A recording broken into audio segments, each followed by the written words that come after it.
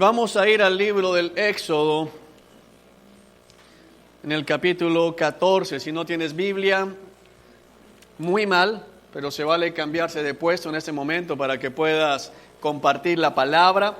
Y mientras que llegamos allá, quiero recordarle a los papitos de los niños pequeños que el salón que se encuentra aquí al lado es un salón que está dispuesto con el propósito de que los niños que se impacientan, los niños que se incomodan, especialmente los más pequeños, los puedan llevar, los puedan calmar. Ahí tenemos un par de corrales que no son para que jueguen los niños, sino el niño que se haya dormido está más cómodo en el corral. Allá también está el aire acondicionado y lo puedan volver a traer cuando el niño se haya calmado. Quiero insistirles en que no es salón de juegos, es un salón para que el niño se calme y lo retornamos a este salón. El propósito de reunirnos como congregación obedeciendo a la palabra de Dios es que los niños vayan creciendo en el temor reverente del Señor. Amén. Y si ya la cuestión es de pataleta, ya es otra situación, pues allá en el salón del lado van a encontrar también la varita de la disciplina conforme lo indica la palabra de Dios. Disciplinemos a los niños, dice la Biblia que de unos cuantos azotes con la vara de la disciplina no se va a morir. Ahora, cuando hablamos de unos cuantos azotes, no estamos hablando de dejar al niño inmovilizado, no estamos hablando de exponer tejidos blandos, estamos hablando simplemente de que sienta la disciplina. Amén. Y vamos sin más preámbulos a la palabra del Señor. Éxodo capítulo 14, versículo 29. Cuando lo tengan, por favor, me dan un fuerte amén. Éxodo 14, verso 29. En cambio, el pueblo de Israel caminó por el medio del mar sobre tierra seca, mientras las aguas permanecían levantadas como muros a ambos lados. Así es como el Señor aquel día rescató a Israel de las manos de los egipcios. Y los israelitas vieron los cadáveres de los egipcios a la orilla del mar. Cuando el pueblo de Israel vio el gran poder que el Señor había desatado contra los egipcios, se llenaron de temor reverente delante de él. Entonces pusieron su fe en el Señor y en su siervo Moisés. Vamos a orar. Señor Dios que estás en el cielo, Padre, te damos gracias en esta hermosa mañana de domingos, este segundo servicio. Gracias porque por tu gracia hemos podido llegar. Gracias porque por tu misericordia estamos aquí reunidos. Entregamos delante de ti esta congregación, entregamos delante de ti cada familia, entregamos delante de ti cada hogar, entregamos delante de ti cada matrimonio, cada niño que está en este sitio, para que sean ministrados, Señor, por tu Espíritu Santo. Entregamos nuestras vidas en perfecta adoración, sometiéndonos a tu autoridad, sometiéndonos a tus principios, a tus preceptos, y pidiéndote, Padre, que estás en el cielo, que nos honres con la presencia de tu Espíritu Santo en este lugar. Señor, que los ojos sean abiertos, que los oídos sean abiertos y los corazones y las mentes preparadas, dispuestas, para que la semilla del Evangelio sea sembrada y llegue a fructificar. Te pido, Padre, junto con todos mis hermanos en la fe, que no permitas que abra mi boca, Señor, para hablar palabra de hombre, sino que realmente llevado por el temor, Señor, que se te debe, Padre, sea cerrada, ungida con ese carbón como fue el profeta Isaías, y se pueda predicar, Señor, palabra de verdad, palabra no adulterada, sino una leche pura, Señor, que nos alimente y nos ayude a crecer. En el nombre de Cristo Jesús, amén y amén.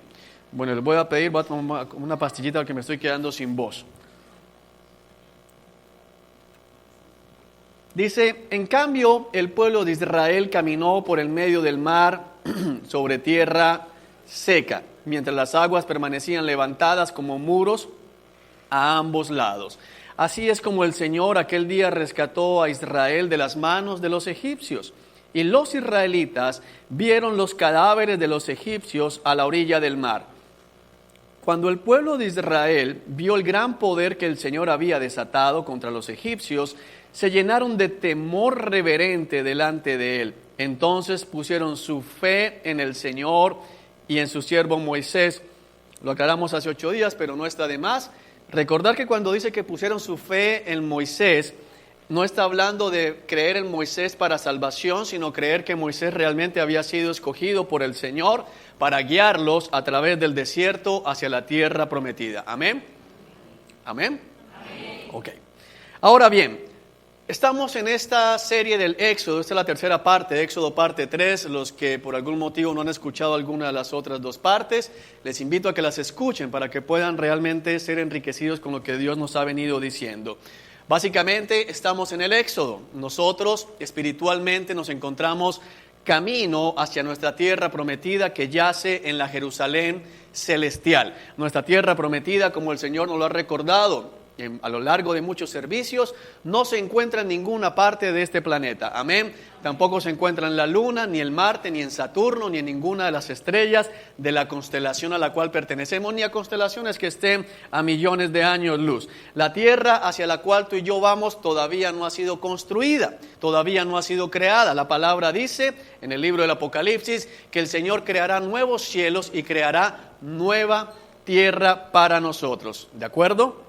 Ahora bien, el Señor nos lleva por el desierto de esta vida, al corazón mismo del desierto para encontrarnos con Él, y nos ha advertido varias cosas que es importante que las tengamos en claro. La primera, que tengamos cuidado con la gentuza, aquellas personas que no hacen parte del pueblo de Dios, pero que caminan junto al pueblo de Dios, que han experimentado los milagros del Señor Dios Todopoderoso, han experimentado la provisión del Señor Dios Todopoderoso, pero que en algún momento, más temprano que tarde, se harán a un lado y volverán y desearán volver a estar en Egipto. La gentuza nos puede desanimar y nos puede llevar a desear volver a estar en esclavitud, volver a estar en el mundo. También nos dijo el Señor hace 8 días que en medio de este caminar, en medio de esta vida espiritual, tendremos la certeza de la presencia del Señor. Fue hace 8 días, nos hablaba la seguridad de la presencia, cómo el Señor nos garantiza, cómo el Señor nos promete que a pesar de que caminaremos en lugares difíciles, Él siempre estará con nosotros. Amén. Nunca nos abandonará. Nunca nos dejará a un lado, y aun cuando enfrentemos circunstancias difíciles, Él permanecerá fiel a su pacto, fiel a sus promesas, y nos guiará hasta el último de nuestros días, como lo prometió el Señor Jesucristo. Y yo estaré con ustedes hasta el fin de los tiempos. Amén. Ahora, el pasaje que estamos leyendo está conectado con lo que estudiamos hace 8 días, en la segunda parte, y relata lo que sucedió en esa noche tremenda que muchos conocen. Acaba de terminar por ahí una película que estuvo en cartelera, hablando también de esa parte del Éxodo, muy salida de la realidad, pero pues mucha gente conoce la noche en que el Señor abrió el Mar Rojo para que su pueblo pasara caminando por tierra seca. Estudiamos hace 8 días cómo el Señor nos dice que es natural, es normal en nuestra humanidad que en algún momento nos sintamos un poco temerosos de ver lo que estaba pasando. El pueblo vio cómo el mar se abría y pasaron, no disfrutando de los muros que estaban a su lado, sino queriendo pasar al otro lado rápido por el temor de que los muros se vinieran sobre ellos y los ahogaran también. Sintieron lógicamente ese viento oriental que los golpeaba, que los incomodaba, y sintieron el ejército del faraón que estaba respirándoles en la nuca, literalmente hablando, con el deseo de destruirlos. Pero vimos también cómo el Señor abre el mar y los hace pasar por tierra seca. Eso es lo que estamos leyendo aquí en el versículo 29. Es importante que tengamos claro lo que dice acá, en la parte B del versículo 31. Entonces pusieron su fe en el Señor y en su siervo Moisés. Ten muy presente esto, por favor. Versículo 1 del capítulo 15. Entonces Moisés y el pueblo de Israel entonaron el siguiente cántico al Señor. Cantaré al Señor porque ha triunfado gloriosamente. Arrojó al mar al caballo y al jinete. El Señor es mi fuerza y mi canción. Él me ha dado la victoria. La palabra que aquí tenemos traducida, vertida como canción, el original habla de alegría, es decir, no es un cántico triste, no es un cántico fúnebre, es un cántico de alegría, es un cántico de gozo, es un cántico de celebración. Así que lo que está diciendo realmente el texto es: el Señor es mi fuerza y mi alegría, el Señor es mi fuente de fortaleza, el Señor es la fuente de mi alegría, de mi felicidad, de mi gozo. Estábamos cantando hace unos minutos que Él es la fuente de vida, ¿no? ¿Cómo podemos alejarnos de Él? Separados de Él realmente no somos nada. ¿Quiénes pueden decir en ese lugar que el Señor es su fuente de fortaleza y de alegría? Amén. Amén. Él es mi Dios y lo alabaré. Es el Dios de mi Padre y lo exaltaré. El pueblo estaba reconociendo en esas palabras que el Dios que los había sacado de Egipto, esta palabra es muy importante, es el mismo Dios de Abraham, es el mismo Dios de Isaac, el mismo Dios de Jacob. Y lo que estaban diciendo es que era un Dios que cumplía las promesas, porque le había dicho a Abraham que su descendencia estaría esclavizada en Egipto, pero que Él los liberaría con despliegue de poder y los llevaría a la tierra que les había prometido. Están diciendo, cuando dicen Él es el Dios de mi Padre, están diciendo es un Dios fiel, un Dios que cumple lo que promete. ¿Quién puede decir acá que Dios le ha cumplido lo que le ha prometido? Amén. Entonces vamos por buen camino. Y lo exaltaré. Es decir, lo voy a adorar, voy a exaltar su nombre, voy a reconocer su gran poder. Versículo 3. El Señor es un guerrero, Yahvé es su nombre. Arrojó al mar a los carros y al ejército del faraón. Los mejores oficiales del faraón se ahogaron en el mar Rojo. Las aguas profundas brotaron con fuerza y los cubrieron. Como piedras se hundieron hasta el fondo.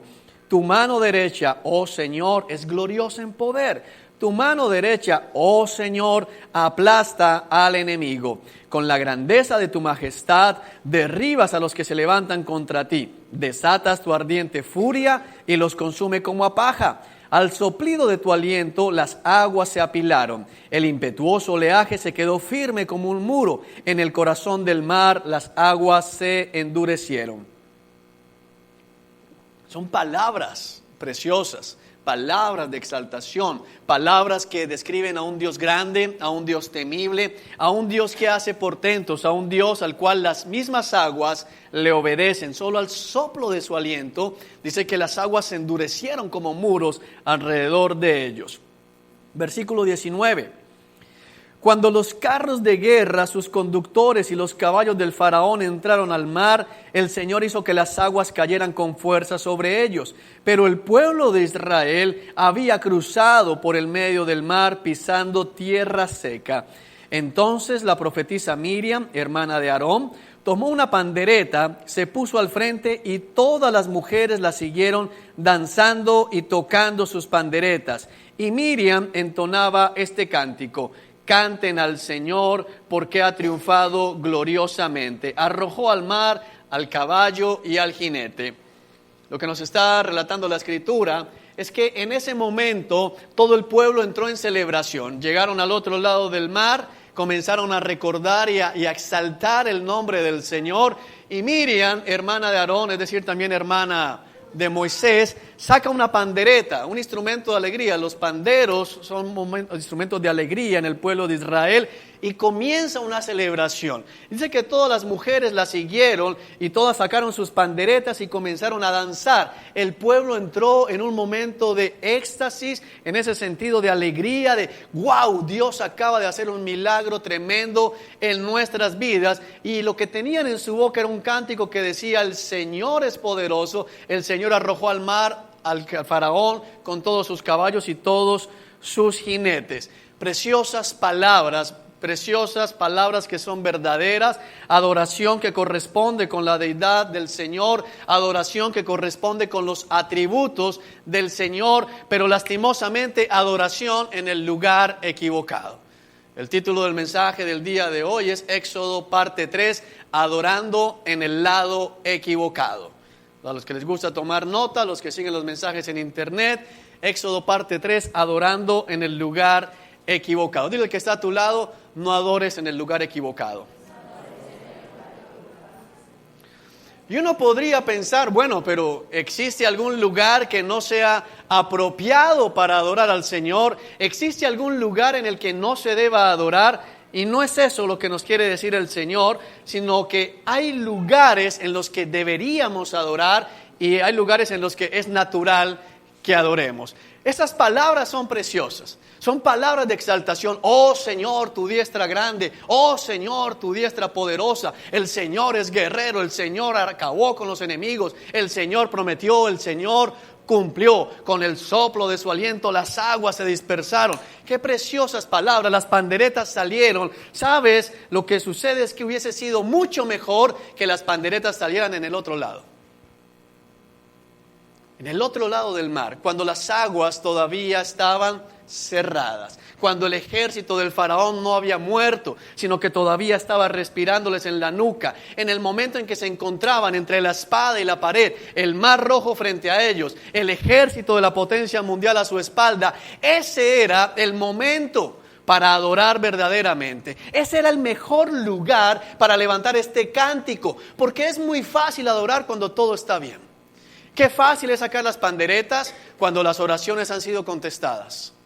Que el equipo a todo volumen, en el trabajo que todo el mundo se entere que soy cristiano y pongo una alabanza y voy cantando en la calle. Cuando el Señor contestó la oración que he venido presentando delante de su trono por largo tiempo. Qué fácil es adorar al Señor cuando hemos salido de la clínica, vamos saliendo de la clínica, nos dan de alta y vamos en victoria porque la enfermedad retrocedió. Ahí es fácil adorar, ahí es fácil decir el Señor es poderoso. Cuando la deuda se pagó, venimos con el recibo que dice cancelado, ahí es fácil decir Dios, tú eres grande, eres tremendo, eres, mejor dicho, no, eres incomparable. Y le queremos contar a los que se encuentran a nuestro lado de lo que Dios ha hecho, de las maravillas que Dios ha hecho. Ahora, no me malinterpretes, no estoy diciendo que no debas contar cuando Dios ha actuado, pero hay algo que Dios nos quiere enseñar en la mañana de hoy y es que Él desea, Él demanda que su pueblo le adore cuando todavía no ha actuado. Que su pueblo le adore cuando estamos en medio de la circunstancia difícil, cuando no vemos nada, cuando el diagnóstico médico no cambia, salen los resultados y las cosas siguen sin respuesta, cuando la deuda permanece, cuando la situación en la familia no ha cambiado. Ahí es el momento de adorar verdaderamente. Ese es el momento de mostrar el Dios en que confiamos, el Dios en quien creemos, el Dios al que decimos seguir por donde quiera que Él vaya. Ahora, preparando este mensaje, yo llegaba a pensar, bueno, Señor, pero es que estar con el mar al frente, y no era el lago del Cisne, era el mar, realmente el mar rojo, era tremendo. No era un Hawái, no era una charquita donde uno puede pararse y brincar. Era el mar. Y atrás no estaba Perico de los Palotes, no venían 4 indígenas con palos. Venía la potencia mundial. Venía con los mejores carros, los mejores oficiales de Egipto. Y decía, bueno, Señor, en ese momento tal vez es natural que sintamos temor, pero Dios no está hablando de que no podamos inquietarnos. Lo que está diciendo es dónde está nuestra fe y cómo está nuestra relación con el Señor en ese momento. Volvamos al capítulo 14 para que entendamos de qué nos habla el Señor. Versículo 10. Mientras el faraón se acercaba, los israelitas levantaron la vista y se llenaron de pánico al ver que los egipcios los alcanzaban. Entonces clamaron al Señor y le dijeron a Moisés, ¿por qué nos trajiste aquí a morir en el desierto? ¿Acaso no había suficientes tumbas para nosotros en Egipto? ¿Qué nos has hecho? ¿Por qué nos obligaste a salir de Egipto? ¿No te dijimos que esto pasaría cuando estábamos en Egipto? Te dijimos, déjanos en paz, déjanos seguir siendo esclavos de los egipcios. Es mejor ser un esclavo en Egipto que un cadáver en el desierto. Qué diferentes palabras. Una noche había diferencia. Hablemos de 14 horas. Entre estas palabras de nos hubiéramos quedado en Egipto, a estas palabras de el Señor es un guerrero, Yahvé es un hombre, el Dios de mis padres, de diestra poderosa. 14 horas habían pasado, pero era en ese momento donde debieron haber salido las palabras de alabanza, las palabras de exaltación, la confianza de un pueblo que había visto milagros, porque el Señor cuando estaba preparando eso me dejaba ver, espérate, es que ellos habían visto el poder. Quiero preguntar, ¿hay alguien en este lugar que haya visto el poder de Dios en su vida? Amén. Entonces, ¿por qué volvemos a temer? Porque no era un pueblo que acababan de sacar y que no sabía qué podía hacer Dios. Ellos habían presenciado las 10 plagas de Egipto, que si uno va a la Escritura se va a dar cuenta que el Señor, cuando se encuentra con Moisés en medio de la zarza ardiente, le dice a Moisés: voy a realizar muchos milagros en medio del pueblo, y con esos milagros van a tener que dejar salir. Que esto, hago un paréntesis acá, es tremendo, porque los milagros todo el mundo quiere. ¿Quién quiere un milagro aquí? ¿Alguien quiere un milagro? ¿Nadie quiere un milagro? ¿Quieren milagros? Las plagas también son milagro. La gente se la pasa: ven por tu milagro, y van, de pronto se salen con una plaga por allí, así que hay que tener cuidado con lo que pedimos. Porque es un milagro, de acuerdo a la palabra del Señor, es una actuación sobrenatural de Dios sobre la vida de una persona. Y de hecho mucha gente necesita ese tipo de milagros, tipo plaga, para llegar a los pies del Señor. Hasta que no están llenos de mosquitos, de langostas, de sapos, de ranas, de sangre, de muerte, no voltean a ver al Señor. Pero ahora bien, los israelitas habían visto el poder de Dios, ya lo conocían. El Señor les había dado la promesa de sacarlos de Egipto, habían visto al Señor obrando los milagros, habían salido de Egipto llenos de dinero, y en ese momento se olvidaron de lo que Dios había hecho con ellos. Se olvidaron de lo que Dios había hecho por ellos. Y tenemos que entender que Dios actúa en medio de cualquier situación que tú y yo podamos enfrentar. Amén. El problema de nosotros es que muchas veces estamos esperando que Dios repita los métodos y que nos avise acerca de los métodos. No se trata de un método, se trata de principios. El Señor en el Evangelio sanó a muchos ciegos, pero no a todos los sanó igual. Voy a tocar unos ejemplos. A algunos el Señor simplemente les dijo: quiero que veas. Y el ciego comenzó a ver. A otros el Señor se les acercó y les escupió en el ojo. Un escupitajo es la palabra original. Le lanzó un escupitajo al ojo y enseguida la persona vio. A otras personas el Señor se agachó, escupió en la tierra, hizo lodo y le hizo una especie de mascarilla en lodo para que la persona viera. Y aún a otros, después de esa mascarilla, les dijo: vayan y lávense para que terminen de ver con claridad. No era el método lo importante, porque si no, algunos andarían queriendo hacer servicios de escupitajos. Y quienes tienen problemas de visión, pasen acá y aprovechamos algún momento de gripa para que cubra todo y queden bien sanos. Pero es que eso no es lo importante. Lo importante es que Dios da vista a los ciegos. Lo importante es que Dios sana. Lo importante es que ningún órgano de nosotros está por fuera del poder de Dios. Amén.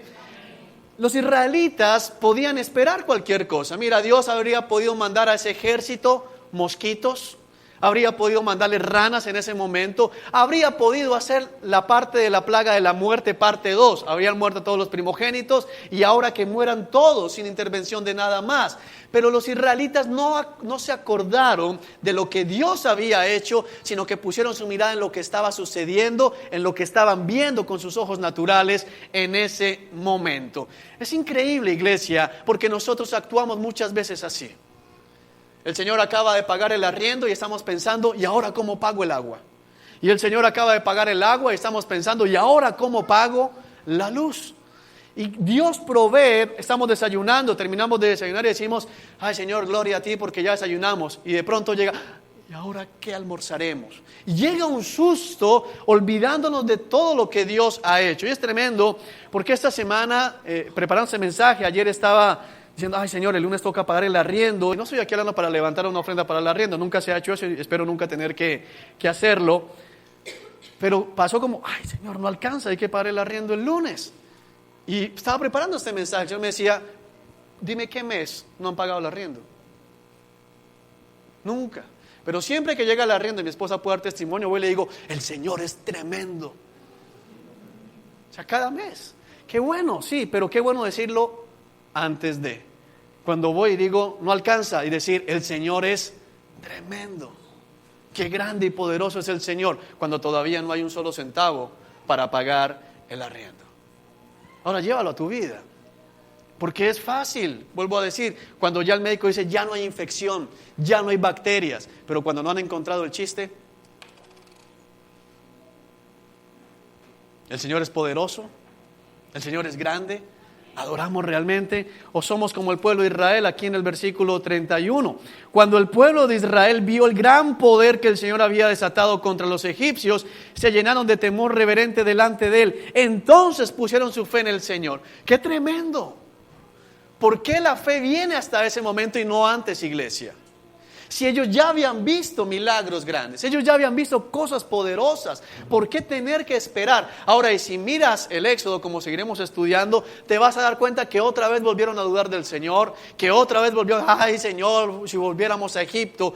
Es un carrusel espiritual en el que tú y yo no debemos estar montados. Dile al que está a tu lado, bájate del carrusel.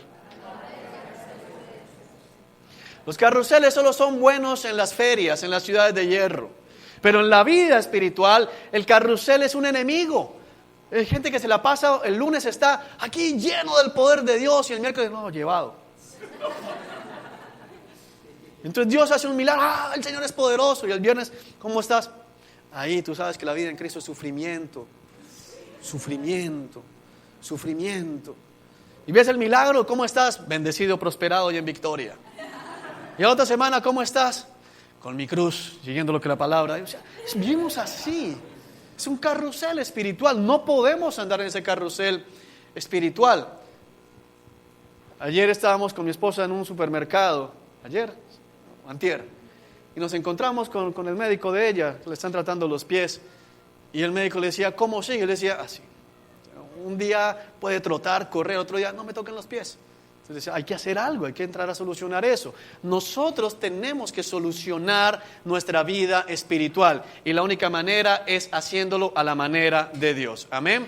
Vamos al Evangelio según el apóstol Juan. Evangelio según Juan, capítulo 20, para que entendamos un poco más esto que el Señor nos está diciendo en la mañana de hoy. Juan, capítulo 20.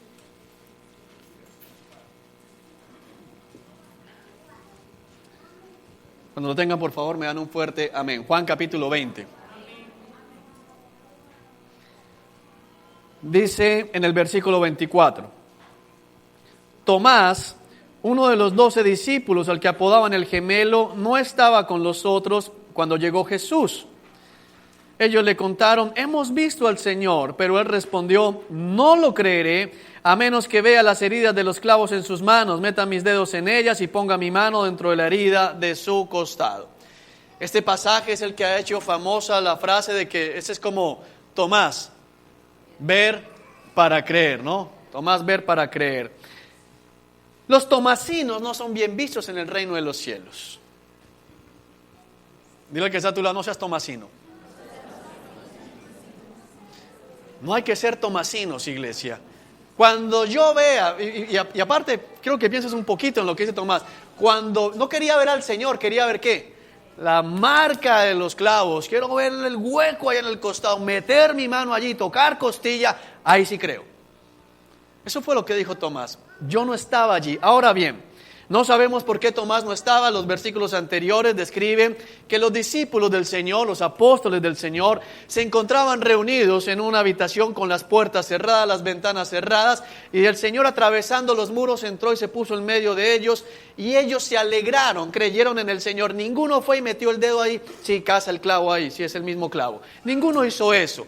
Tomás no estaba. Ahora no vamos a entrar a discutir por qué Tomás no estaba, porque algunos he escuchado diciendo, por estar en otro lado te perdiste la presencia del Señor. No se trata de eso. Tomás tal vez estaba haciendo una diligencia importante para todos, pero no estaba. Ahora cuando él llega, los demás le dicen, hemos visto al Señor, Tomás. El Señor está vivo, el Señor se levantó de entre los muertos, Tomás. Todo es verdad. La esperanza sigue viva, pero Tomás contesta, no creo. Yo no he visto, así que yo hasta que no vea, no creo. Tomás representa el actuar de muchos de nosotros, de muchas personas en la iglesia cristiana en el día de hoy. Es la misma respuesta de los israelitas, aunque no dijeron hasta no ver, no creer, actuaron de esa manera. Estaban asustados, estaban aterrados, estaban deseando haber quedado en Egipto y no ser libres porque pensaban que iban a morir. Qué fácil es cantar cuando ya el Señor nos sacó del problema. Pero Tomás estaba diciendo lo mismo. Yo hasta que no vea que el Señor actuó, ahí llegó. Ahora bien, es tremendo porque cuando uno no cree, no sé si a alguno le ha pasado aquí, no sé, tienes alguna situación complicada, hablemos de una situación financiera, y entonces llegan los otros discípulos, el resto de la iglesia que te dice, no te preocupes que el Señor tiene el control. ¿Alguna vez te han dicho eso? ¿Alguna vez te ha molestado eso? A mí sí. Si somos sinceros, a muchas veces le molesta. Chévere, el Señor tiene el control, como no eres tú.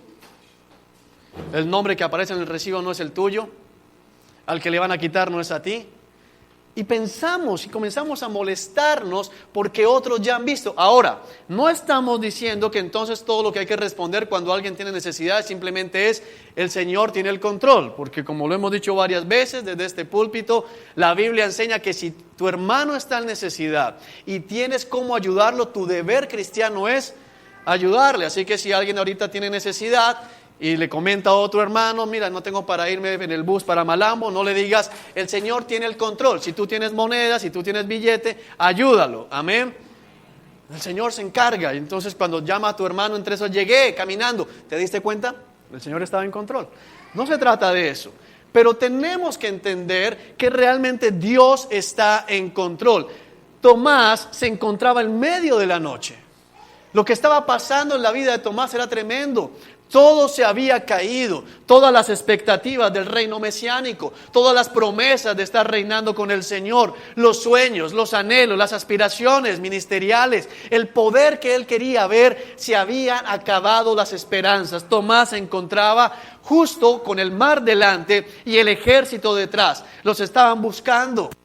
La gente los rechazaba, estaban asustados, escondidos, y viene otro y le dice, ya vimos al Señor. Para él eso debería haber sido suficiente, porque era la gente que había caminado con él junto al Señor. No tenían ningún motivo para mentir. Le dicen, Tomás, no tienes por qué estar triste. Tomás, no tienes por qué seguir llorando. Tomás, no tienes por qué seguir angustiado. Hemos visto al Señor.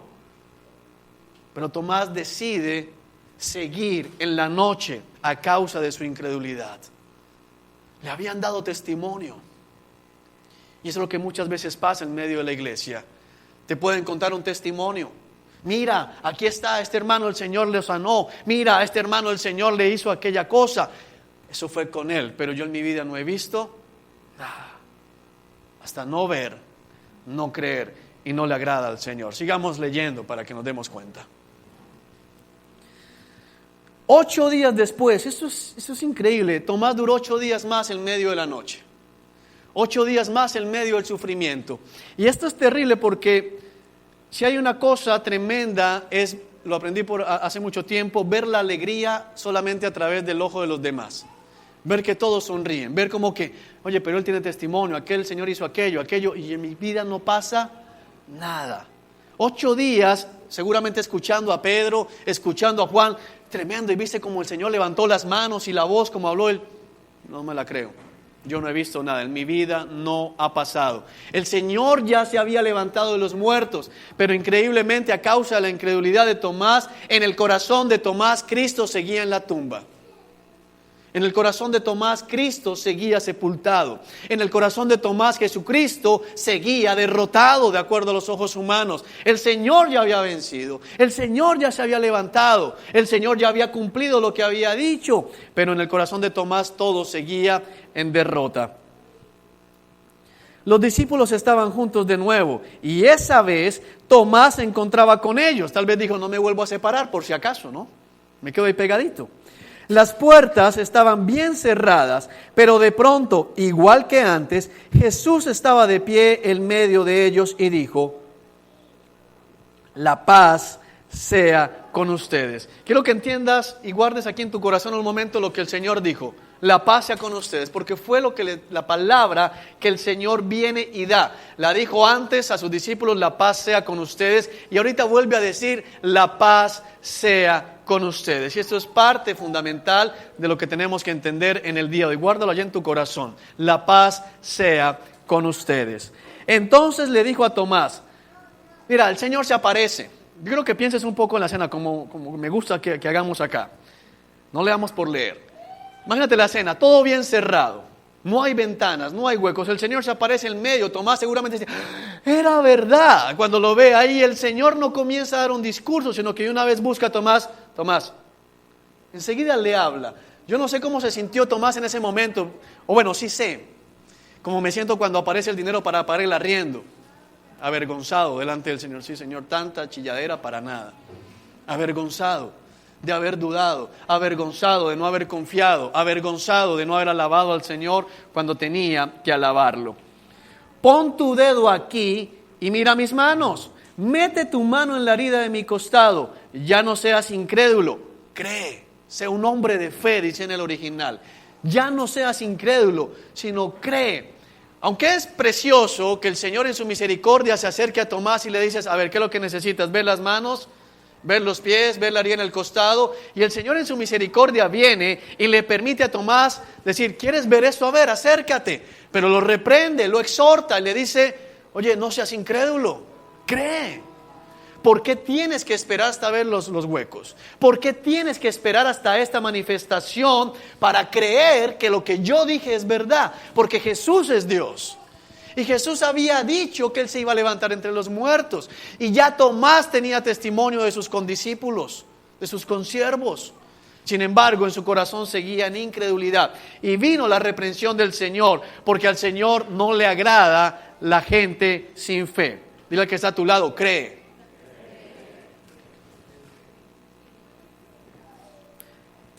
Versículo 28.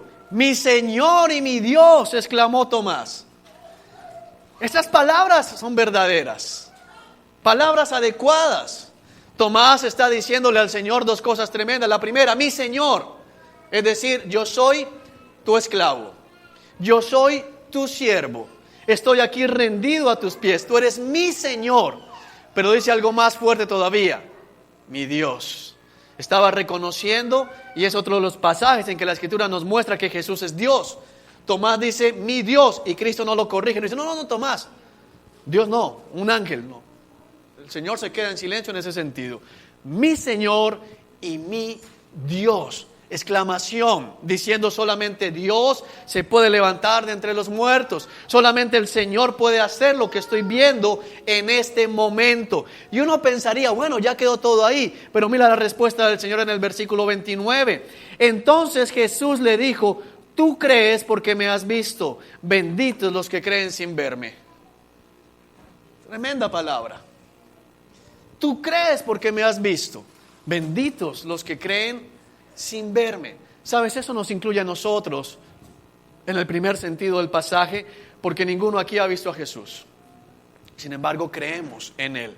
Somos bendecidos. Bendecidos por creer sin ver.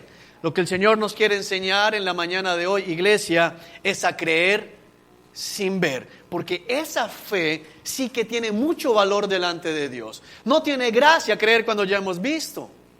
No tiene gracia cuando ya el milagro se dio. Pues sí, el Señor, Tomás dice, mi Dios, mi Señor. Ok, es verdad, pero es que ya me viste. ¿Cómo hubiese sido si Tomás, cuando escucha de sus consiervos que le dicen, el Señor se ha aparecido, el Señor está vivo, hubiera dicho, mi Señor y mi Dios? Hubiera sido muy diferente, iglesia. ¿Qué tal si hubiéramos dicho, mi Señor y mi Dios, cuando todavía el diagnóstico estaba mal? ¿Qué tal si hubiéramos dicho mi Señor y mi Dios cuando parecía que las deudas nos iban a tragar vivos? ¿Qué tal si hubiéramos dicho mi Señor y mi Dios cuando el matrimonio estaba en medio de problemas? ¿Qué tal si hubiéramos dicho mi Señor y mi Dios cuando todo apuntaba a que íbamos a ser destruidos? Es en el momento del problema donde vale la pena adorar, iglesia. Y yo siento en mi corazón y en mi espíritu que muchos necesitan esta palabra en el día de hoy y aprender a adorar al Señor en el momento de la dificultad. Aprender a adorar al Señor cuando la noche está sobre nosotros. Aprender a reconocer que Dios sigue siendo Dios, aunque no veamos nada. Porque muchos en este lugar hemos tenido días en que no vemos nada. Muchos en este lugar hemos enfrentado situaciones complicadas. Hemos enfrentado dificultades. Yo les he contado en algunas de ellas cuando estábamos con mi hija hospitalizada y los médicos le hacían exámenes y le cambiaban los antibióticos y no encontraban realmente la situación.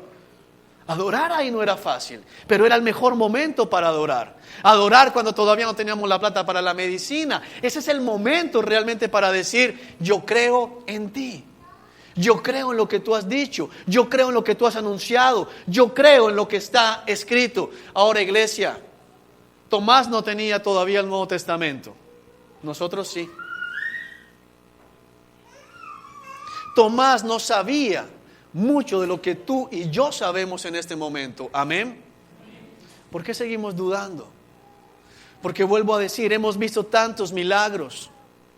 Aquí constantemente, aquí no nos la pasamos haciendo campañas al frente, pero aquí hemos visto enfermedades graves que el Señor ha sanado. Aquí hemos visto mujeres que no podían tener hijos, que han tenido hijos. Aquí hemos visto niños que llegaron mudos y que ya están hablando. Aquí hemos visto milagros grandes, pero eso no es lo importante. Lo importante es cómo vamos a actuar frente a la situación que nos espera más adelante. ¿Cómo vas a responder si cuando cruces esa puerta te encuentras con una mala noticia? ¿O vamos a entrar en la nueva moda que hay en Brasil en este momento? Hay una iglesia cristiana muy grande en Brasil que están haciendo cultos para ungir los celulares. Entonces ponen los celulares aquí al frente en el púlpito y el pastor ora y reprende todo espíritu de malas noticias, para que al celular solo entren llamadas de bendición y solo lleguen mensajes de texto anunciando buenas noticias. ¿Vamos a creer esa basura? Y hacen fila para que les unjan el celular. Es una cosa absurda, yo la verdad no le encuentro sentido. O quién quiere pasar el celular y le reprendemos. Toda carta de despido fuera. Todo cobro del banco fuera. No sirve para nada. Porque saldremos de este lugar y les puedo asegurar, yo no soy profeta, pero les puedo asegurar que muchos encontrarán problemas cuando salgan por esta puerta. ¿O no les ha sucedido nunca? Estábamos aquí y ese celular allá recibió 20 mensajes y salimos, entramos sin problemas y salimos con la mesa a cuadritos. Como que alguien puso todo patas arriba. Y lo arreglamos y volteamos y otra vez está patas arriba. Nosotros no nos debemos mover por las circunstancias. Nosotros nos movemos por los principios, lo que dice la palabra de Dios. Dios es todopoderoso. Amén. Y el que está a tu lado, Dios es todopoderoso. Ahora, ¿por qué el Señor quiere que entendamos esto? Recuerden que lo que el Señor les dijo fue, la paz sea con ustedes. Acompáñenme a la carta a los Filipenses. Capítulo 4. Filipenses capítulo 4. Cuando lo tengas me das un fuerte amén. 4:4. Filipenses 4:4. 4:4. Perdón, 4:6, sí. Gracias. No se preocupen por nada. ¿En su Biblia dice por nada o dice por algunas cosas? Por nada. Nada es nada. Dile al que está a tu lado, no te preocupes por nada. Ahora, cuando uno le dice no te preocupes por nada, la carne quiere decir, sí, fácil para ti decirlo. Pero el Señor está diciendo, no te preocupes por nada, por nada, por nada. Es absoluto, iglesia. No está diciendo el Señor, no te preocupes por la salvación eterna. Aunque eso es lo más importante, pero aquí la carta a los filipenses nos está hablando de nuestra vida terrenal también. No se preocupen por nada. Es en todo. No te preocupes por el dinero, no te preocupes por tu salud, no te preocupes por el vecino, no te preocupes por estar viviendo en un nuevo lugar, no te preocupes por el trabajo, no te preocupes por tus hijos, no te preocupes por tu esposo, no te preocupes por tu futuro. No se preocupen por nada. La preocupación es una señal de falta de fe. Si nosotros tuviéramos fe realmente en todo momento, ¿de qué nos preocupamos? Si creyésemos que realmente todas las cosas obran para el bien de los que estamos en Cristo Jesús, y eso no significa que la deuda se va a pagar, porque puede que lo mejor que nos pueda pasar es que no se pague. aunque lo entendamos tal vez cuando ya estemos al final de nuestros días. Pero no nos preocuparíamos por nada. Puede que lo mejor que nos puede suceder es que nos boten de ese trabajo. Puede que lo mejor que nos pueda suceder es que nos quiten aquello. Puede que lo mejor que nos pueda suceder es lo peor que tú quisieras ver suceder. Pero si tienes fe en Cristo Jesús, vas a creer que eso es lo mejor. Amén. No se preocupen por nada. Hay mucho cristiano preocupado. Mucho cristiano que anda con micos aquí montados, parece que llevan un zoológico entero, andan así. Parecen silleteras allá de Medellín. Es que llevan todo ese canastón de flores y andan así. ¿Cómo estás? Ahí vamos, ahí vamos.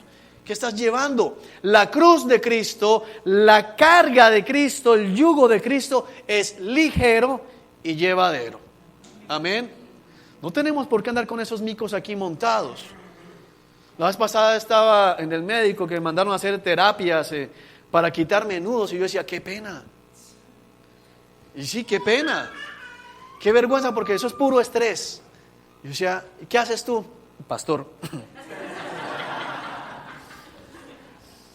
Qué vergüenza. O sea, tú eres el que debe estar confiando y la fisioterapeuta era, uy, pero todo lo puedo en Cristo que me fortalece. Qué vergonzoso porque se supone que yo soy el que debería estar como más relajado. Y él me decía, pero ¿tú qué haces, pastor? Un nudo más. Terrible, iglesia. No se preocupen por nada. En cambio, mira que el Señor no nos deja solamente no te preocupes, sino dice, en lugar de preocuparte, ora por todo. En cambio, oren por todo. ¿Sabes qué falta en la iglesia? Oración. Oramos muy poco.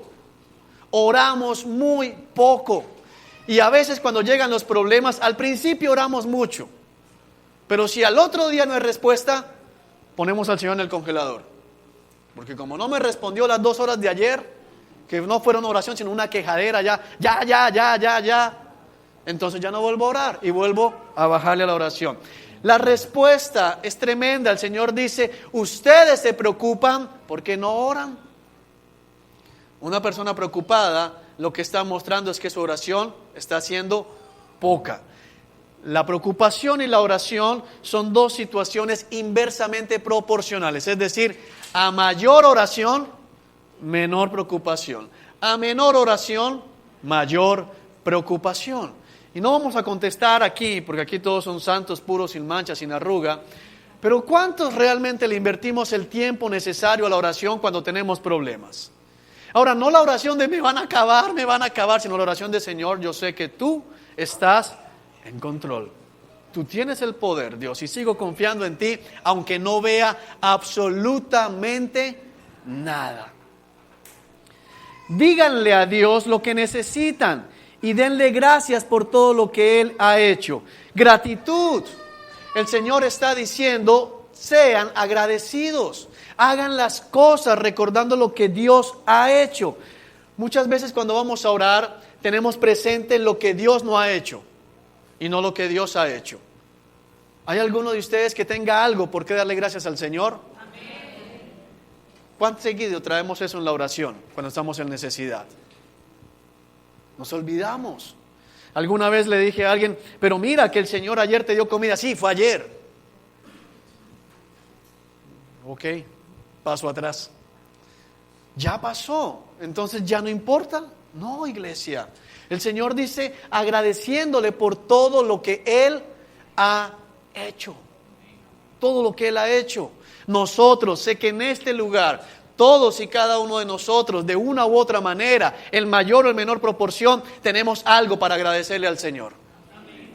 Esas deben ser nuestras oraciones, oraciones de gratitud, oraciones donde recordamos constantemente lo que Él ha hecho por cada uno de nosotros. Versículo 7. Así experimentarán la paz de Dios que supera todo lo que podemos entender. El original dice la paz de Dios que supera todo entendimiento, que va más allá de todo entendimiento. Una paz que viene directamente del Señor. Dice, la paz de Dios cuidará su corazón y su mente mientras vivan en Cristo Jesús.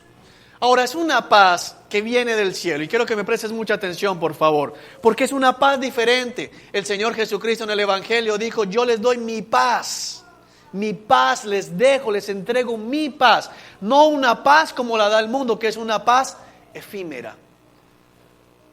Mucha gente está en vicios, drogas, alcohol, pornografía, juegos, mujeres, deportes, muchas cosas, aún trabajo. Hay gente laboradicta, porque eso les ofrece un momento de paz.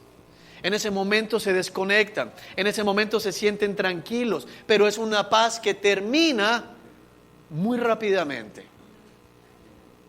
Por eso dice Proverbios: el borracho termina, está todavía borracho, y dice: ¿cuándo pasará esta borrachera para ir a buscar otro trago?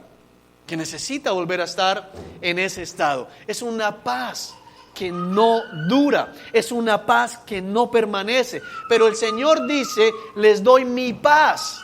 Mi paz es diferente a la paz del mundo. Es una paz eterna, es una paz que guarda el corazón y guarda la mente, la paz de Dios. Por eso cuando el Señor se presenta en medio de los discípulos, como leímos allí en el Evangelio de Juan, lo primero que les dice es: paz a ustedes, mi paz sea con ustedes. Es decir, el hecho de que crean en mí les va a producir paz. El mundo en el día de hoy necesita desesperadamente la paz del Señor. La iglesia se ha confundido y ha comenzado a pensar que en la medida en que tengamos muchos milagros aquí, la gente va a llegar. Cuando digo acá, no estoy hablando solamente de esta congregación. Piensan que si la gente ve que un ciego ve, que un sordo oye, un paralítico camina, se van a abarrotar las iglesias. Pero especialmente en el siglo que estamos nosotros viviendo, eso ya no es verdad. Nunca lo ha sido, pero menos ahora, porque la ciencia hace muchos milagros. Hoy vemos en la ciencia que pueden cambiarle el rostro a una persona, trasplante de cara, le pueden reconstruir todo un dedo, un brazo, trasplantes de corazón, de todos los órganos. Es increíble, la ciencia va avanzando a ritmo, como dice la palabra, la ciencia aumentará. Así que puedes decir: mira, aquí caminaron, y te dicen: sí, también, y sin necesidad de Dios. Si hablamos simplemente de la parte financiera, afuera hay muchos gurúes económicos que pueden decirle a uno cómo mejorar sus finanzas sin necesidad de Dios. Pero hay algo, lógicamente, aparte de la salvación, que es espiritual, hay algo que el mundo nunca podrá ofrecer, y es paz en medio de la dificultad. El mundo jamás podrá ofrecer eso. No hay manera en que el mundo pueda darle a una persona esa tranquilidad, ese gozo, esa paz en medio de las circunstancias más difíciles de la vida. Yo he sentido en mi propio caso muchas veces esa paz que va más allá de mi propio entendimiento. Es paz que hace que los que están a mi lado y no conocen del Señor me hayan dicho: ¿qué es lo que te pasa a ti? ¿Cómo puedes estar tan tranquilo? ¿Qué es lo que estás haciendo? ¿Por qué no estás angustiado? Yo estaría jalándome el pelo si tuviera tus problemas. Y yo le digo: es una paz de Dios, no te la puedo explicar. O sea, no sé cómo, pero yo estoy tranquilo. Me están amenazando, lo que sea, y estoy tranquilo. Me van a decir: si te veo te pico, y estoy tranquilo. Te voy a dejar en la calle. Okay. ¿No te importa? Sí me importa, pero no sé, estoy tranquilo. Es algo que el mundo no puede reproducir. El mundo intenta emularlo, el mundo intenta copiarlo. Se inventan cualquier cantidad de seminarios: los 7 pasos hacia la felicidad, los 7 pasos a la tranquilidad, los 7 pasos hacia dónde. Se llenan de goticas, se llenan de rituales, andan por aquí. Ayer vi a gente cantando ahí y haciéndose cosas en la espalda para andar en paz. Algunos hacen como perros practicando yoga y cosas.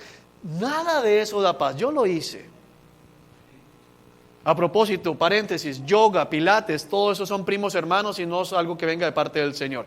Cierro paréntesis. Nada de eso produce paz. Nada, iglesia.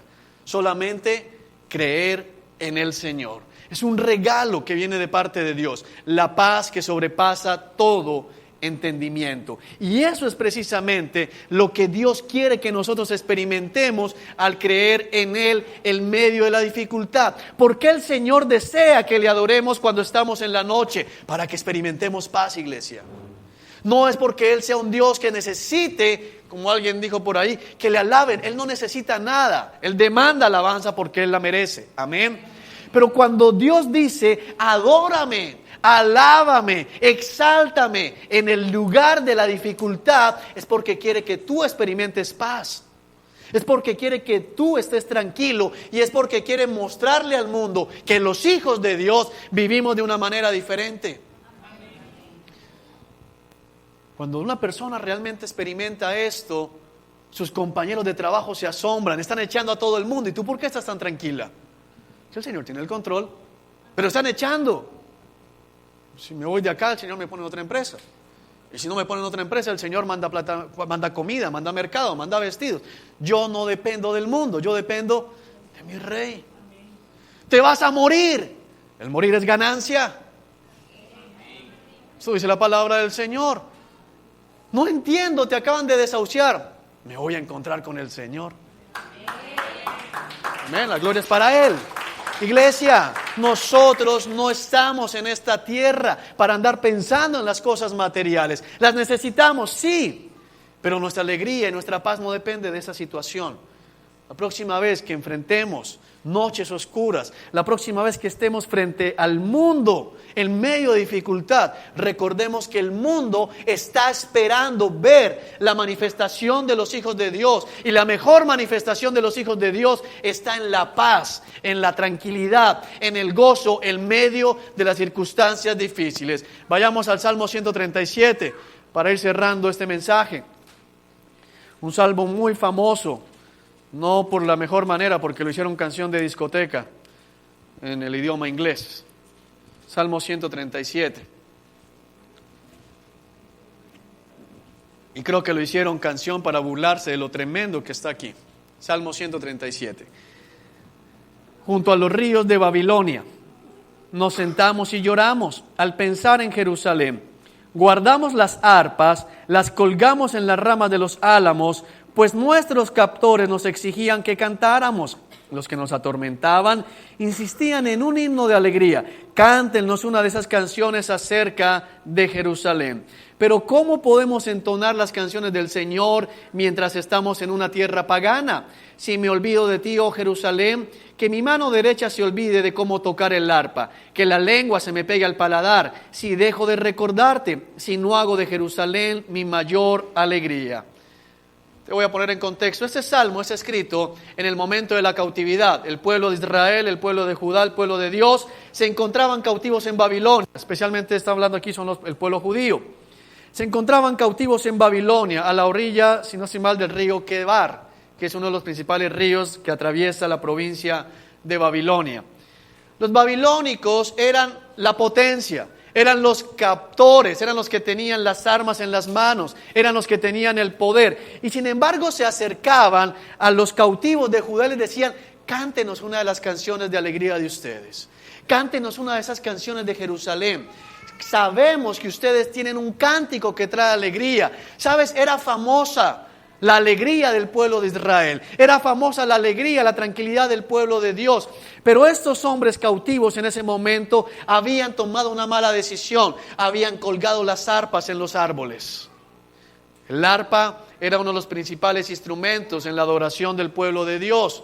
Y las habían colgado, las habían guardado, las habían archivado diciendo: para cuando salgamos de Babilonia. El mundo espera ver una diferencia en los hijos de Dios. El mundo espera verte a ti tranquilo en medio de la dificultad. El mundo hoy, iglesia, necesita ver en medio de la iglesia la presencia de Dios. El mundo necesita no que le hablemos de cuántos millones ganamos. El mundo no necesita que le hablemos de cuántos cánceres fueron curados. El mundo no necesita que le digamos cuántos países recorrimos. El mundo lo que necesita escuchar es nuestro cántico de alegría en medio de la dificultad, en medio de la noche, porque eso es lo que ellos no tienen. Eso es lo que ellos no tienen en este momento. No tienen paz. Ahorita se está preparando esta ciudad para entregarse a carnavales. Se está preparando esta ciudad para desbordarse en la locura, en medio del trago de todo lo que sucede alrededor de los carnavales. Para estar el siguiente miércoles llamado de ceniza, arrepintiéndose por todo lo malo que hicieron y sintiendo el mismo vacío que tenían antes de empezar los carnavales. 4 días en que se sienten los reyes del mundo, pero el miércoles estarán sintiéndose otra vez vacíos, y eso es verdad porque tú y yo lo sabemos, porque tú y yo tuvimos ese vacío en el corazón, porque tú y yo experimentamos lo que era sentirnos los reyes del mundo y al otro día sentirnos miserables. Hay una cosa, solo una, que allá no pueden lograr: quitar ese vacío que hay en sus corazones. Ese vacío tiene la forma de Jesús. Solo Jesús puede llenar ese vacío, iglesia. Solo Jesús puede cambiar la vida de una persona. Solo el Cristo resucitado, que se presenta en medio de la habitación y te dice: la paz sea contigo. La palabra paz que está allí en Filipenses y también en el Evangelio es shalom. Es una palabra hebrea y que significa una paz integral, una bendición, una tranquilidad en toda tu vida, en todo tu corazón. Por eso habla de guardar tu corazón y tu mente protegidos, para que las angustias del mundo, para que las amenazas del mundo no la afecten. Avísame la foto. Ahora bien, alguno podría decir: bueno, Juan, eso es fácil si lo que tengo es una gripa. Quiero que vean la cara de ese hombre, la sonrisa de ese hombre, porque es una sonrisa permanente. Es el pastor Santander Orozco, que tiene cáncer terminal. Esa foto fue tomada ayer. Está desahuciado en su casa, le dijeron: te quedan pocos días de vida. Cuando llegué a su casa pensé encontrarme un hombre que me preguntara: Juan, ¿por qué estoy en esta cama? Juan, explícame por qué Dios no me ha sanado. Juan, ¿qué va a pasar con mi familia? Juan, ¿qué va a pasar? Una casa en la que el piso no estaba con baldosín, que el techo todavía está en las latas de zinc, bastante caliente, bastante pobre, una cuadra donde hay peleas de pandillas todos los días. Y este hombre tiene esa sonrisa en su boca, y lo primero que me dijo cuando lo vi fue: el inmenso Dios, el Dios grande, el Dios poderoso, a quien sea la gloria, me ha sostenido hasta hoy. Y yo decía: Dios, y a veces un dolor de muela me hace llamar: Señor, haz algo. Este hombre no se estaba quejando. La sonrisa que él tiene la quisieran muchos que no les duele un pelo. La tranquilidad que este hombre tiene la quisieran muchos que viven en mansiones en este momento. Es una paz que sobrepasa todo entendimiento. Y él sabe, tiene paralizado todo el lado izquierdo, completamente. No puede mover toda la parte izquierda de su cuerpo está paralizada. Su mano que se ve ahí ni la siente, ahí está metida. No la siente, pero está alegre. Y me dijo: Dios tiene un propósito en esto que estoy viviendo. No dijo: Dios me va a levantar de aquí. Dijo: Dios tiene un propósito. ¿Cuál sea? No lo sé, pero bendito sea el Señor. Y me dijo: es tremendo, Juan. Y lógicamente tiene problemas ya de adicción. Me decía, hablé con el neurólogo me decía que él esperaba: no puede ser que tú estés vivo. Le dijo el neurólogo: no puede ser que estés vivo, tú ya deberías estar muerto. Y él dijo: es que el Señor es tremendo, el Señor es tremendo, gloria a Dios, gloria a Dios. Es tremendo, el inmenso Dios. Sí se puede tener paz en medio de la hora oscura. Él está en una hora que yo creo que aquí ninguno ha enfrentado. Ninguno aquí, hasta donde yo conozco las situaciones de todos aquí, incluyéndome. Tienes 2 niños pequeños de 10 y 4 años, diciendo: bueno, ¿y quién es el que les va a sustentar? ¿Quién es el que los va a proveer? ¿Qué va a pasar con mi esposa? ¿Qué va a suceder con ellos? Un hombre dedicado a servirle, porque uno dice: bueno, era un delincuente, era un pastor, de los poquitos que uno conoce que van a ir rectecitos. Y está ahí con esa sonrisa, lo encontré, con esa sonrisa lo dejé. Diciendo: hermano, Dios es grande, Dios es grande, Dios es bueno. Qué tremendo decir Dios es bueno en medio de esa circunstancia. ¿Cuántos llorando? ¿Cuántos esperando cruzar al otro lado? Él todavía sigue ahí. El mar no se ha abierto delante de Santander. Lleva 2 años ahí. Yo iba preparado para la queja. Yo iba preparado para que dame la explicación de por qué sigo aquí. Y yo pensé, si me pregunta eso, ¿qué le voy a decir? Porque es fácil decirlo. Dios tiene un propósito. Dice, sí, pero ¿por qué no estás tú aquí? Es fácil decir el propósito. Tú te montas en tu carro y te vas para tu casa. Yo sigo aquí desahuciado. Yo sigo aquí con la cabeza inflamada, que de ahí no se ve. Yo sigo aquí con el cuerpo paralizado. Yo sigo en esta vivienda. Pero me encontré con otra cosa. Me encontré con que Dios estaba en ese lugar. Santander está viviendo la paz que sobrepasa todo entendimiento. Sí se puede, iglesia. Y no es porque Él sea el ultra pastor. No, simplemente entendió que Dios está por encima de toda circunstancia, que Dios está por encima de todo ojo humano y que Dios realmente tiene el control de las cosas. Amén. Iglesia, tenemos que aprender a adorar en el lugar correcto. Si estuviéramos hablando de que llegué a la casa y lo encontré de pie, diciéndome, mira Juan, aquí está, ya el tumor desapareció, hubiésemos alabado, sería normal. Pero lo que me encontré fue, ayer estuvimos en otro neurólogo, otro concepto médico, y midieron todo lo que miden en estos casos, el pH del cuerpo, y le dijeron, la curva de malo está ahí, él está en re malo, o sea, no hay nada que hacer, ni siquiera leer medicina, déjenlo morir en paz. Ahí está, y él sabe eso. Está tranquilo. Nosotros, la noche oscura, el mar al frente y el ejército en la nuca es el escenario perfecto para conocer a un Dios todopoderoso que trae paz en medio de la aflicción. Amén. Vamos a orar, iglesia. Señor Dios que estás en el cielo, Padre, te damos gracias por tu amor, gracias por tu fidelidad. Gracias por tu misericordia. Gracias porque tú has permanecido, Señor, a nuestro lado, a pesar de nuestra duda, a pesar de nuestra incredulidad. Pero en esta mañana venimos diciéndote, Señor, deseamos cambiar. Deseamos, Señor Dios, que estás en el cielo, comenzar a vivir una vida diferente, una vida de fe. No siendo más incrédulos, sino hombres y mujeres de fe en este lugar, Señor, que creen en que lo que tú has dicho que se hará, se cumplirá. Que creen, Señor Dios Todopoderoso, que tú tienes el poder para llevarnos a donde nos has dicho que nos vas a llevar.